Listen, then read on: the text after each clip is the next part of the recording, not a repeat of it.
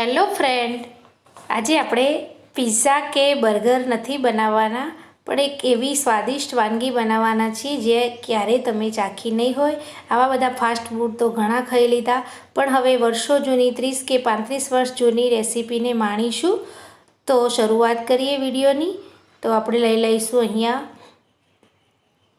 આને ગુજરાતીમાં તાંદળા કહેવામાં આવે છે. એકદમ ઝીણા હોય, ચોખાના જાની ટુકડા હોય એ પ્રમાણેના હોય છે. તો આ જે તાંદળા છે એને કેટલાક લોકો તાંદળી પણ કહે છે, કોદળી પણ કહે છે.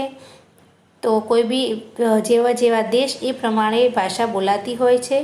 તો અહીં આ તાંદળા છે એ કોઈપણ કરિયાણાની દુકાનમાં આપણને મળી જાય છે. તો અહીં મેં 1.5 વાટકી જેટલા તાંદળા વાટકામાં લઈ લીધા છે અને એને પાણીથી સારી રીતે સાફ કરી લેવાના છે. તો એકવાર મેં પાણીથી સાફ કરી લીધા, આ બીજી વાર હું પાણીથી એને વ્યવસ્થિત સાફ કરી રહી છું, એટલે એકદમ વ્હાઈટ તાંદળા આપણને મળે. તો હવે આપણું પાણી એકદમ ચોખ્ખું દેખાય છે અને ક્યાંય જો કોઈ કચરો લાગતો હોય તો એ પણ આપણે અહીંયા કાઢી લઈશું. તો એકદમ સાફ થઈ ગઈ છે તાંદળી. હવે એનો આપણે ઉપયોગ કરવાના છીએ. તો એના માટે હવે આપણે એક વાસણ લઈશું. આ વાટકીથી મેં તાંદળા માપીને લીધા હતા, એક વાટકી પૂરી ભરીને અને એક અડધી વાટકી એટલે કે 1.5 વાટકી. હવે આપણે એ વાટકીથી જ માપીને છાશ લઈશું. તો 5.5 વાટકી જેટલી આપણે છાશ લઈશું અને ઉપર 1 ગ્લાસ જેટલું પાણી ઉમેરીશું. જેટલું પાણી અથવા તો છાશ તમે વધારે રાખશો એટલી તમારી ગેસ એકદમ સરસ રીતે ચઢી અને પોચી બની જશે. અરે હા, આપણે તાંદળાની ગેસ બનાવવા જઈ રહ્યા છીએ. તો બાળકોને તો ખબર પણ ના હોય કે ગેસ એ શું છે અત્યારની જનરેશનને.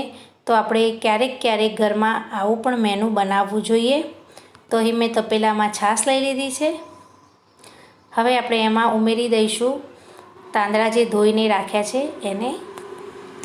આમાં કંઈ વધારે કરવાનું હોતું નથી.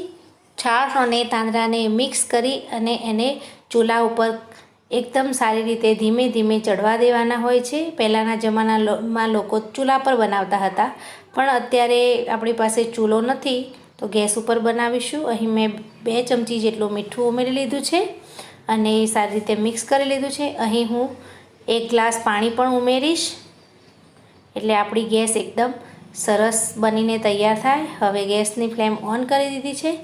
છાશ ધીરે ધીરે ગરમ થાય એટલે આપણે એને ચમચા વડે હલાવતા રહેવાનું છે. નીચે ચોંટે નહીં એનું ધ્યાન રાખતા જવાનું છે.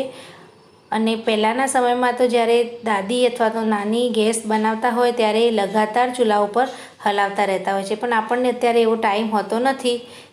એટલે ધીમે ધીમે આપણે બાજુમાં બીજું કામ કરતા જઈ અને આ કામ આસાનીથી કરી શકીએ છીએ. તો આપણી ગેસ હવે બનવા જઈ રહી છે. તો છાશ હવે ઓછી થવા લાગી છે બળીને, અને આપણી તાંદળી છે એ પણ સોફ્ટ થવા લાગી છે. આવી રીતે લાકડાના તાવેથો હોય તો એનાથી હલાવતા રહીશું તો આપણને દજાશે પણ નહીં. તો અહીં હું તમને યાદ કરાવી દઉં કે જો તમે ચેનલમાં નવા હો તો ચેનલને સબસ્ક્રાઈબ કરી લેજો, બેલ આઇકોનને પણ દબાવજો એટલે આવા સાદા સિમ્પલ વિડીયો તમને જોવા મળે. વિડીયોને લાઈક કરજો, શેર કરજો.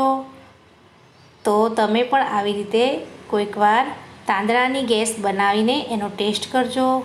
તો હવે આપણી ગેસ એકદમ તૈયાર થઈ ગઈ છે. અંદરથી એકદમ ફુગ્ગા ફૂટવા લાગ્યા છે. તો એને હવે ઢાંકી દઈશું, ગેસની ફ્લેમ બંધ કરી દઈશું અને 5 મિનિટ જેટલું આપણે એને ચડવા દઈશું અંદર વરાળથી જ. તો એ સારી ચડી જશે. તો 5 મિનિટ જેવું થઈ ગયું છે. હવે આપણે એને સર્વ કરી લઈએ. તો અહીં તમે જોઈ શકો છો કે મેં કાંસાના વાડકામાં ગેસને કાઢી છે, કારણ કે પહેલાંના સમયમાં લોકો કાંસાનો ઉપયોગ કરતા અથવા તો માટીના જે કચોલા આવે એનો ઉપયોગ કરતા હતા. તો આપણે પણ દેશી ટેસ્ટ કરી રહ્યા છીએ, તો દેશી સ્ટાઇલમાં એને ખાઈશું લસણની ચટણી સાથે.